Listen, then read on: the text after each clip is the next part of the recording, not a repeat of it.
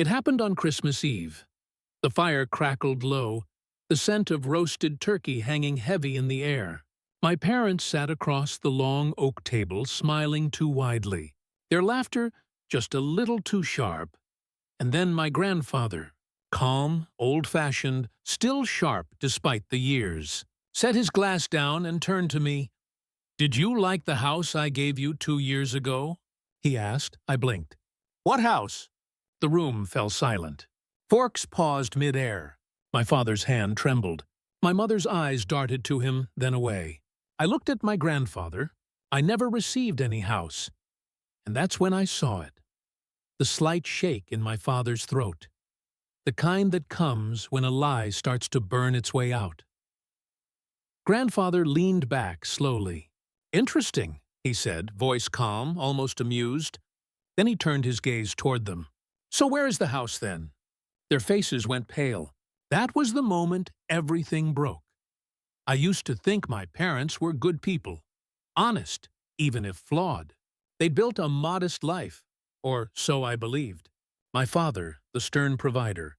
My mother, the soft-spoken peacemaker. And me, the obedient child, working hard, staying quiet, never asking for much.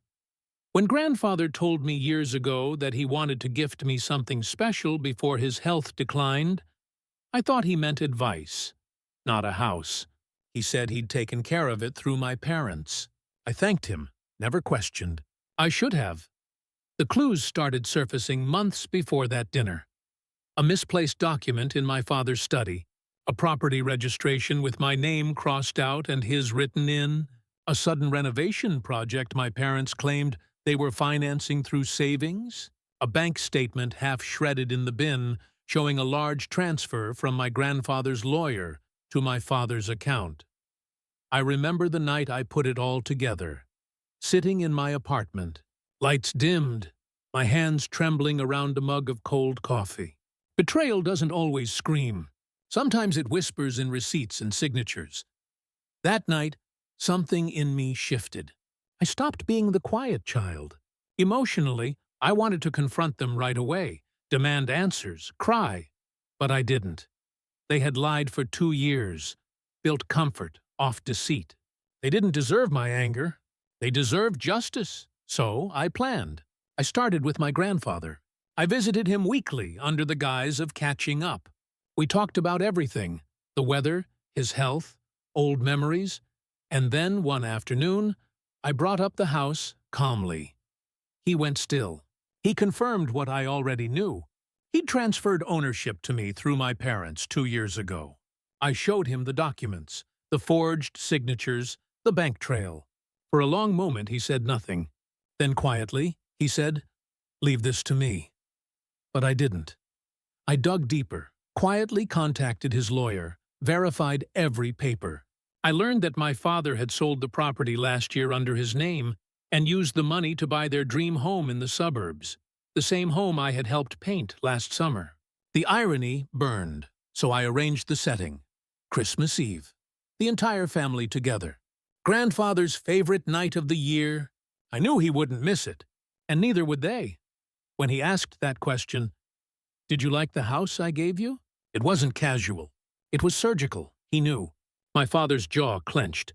My mother's fingers twisted in her lap.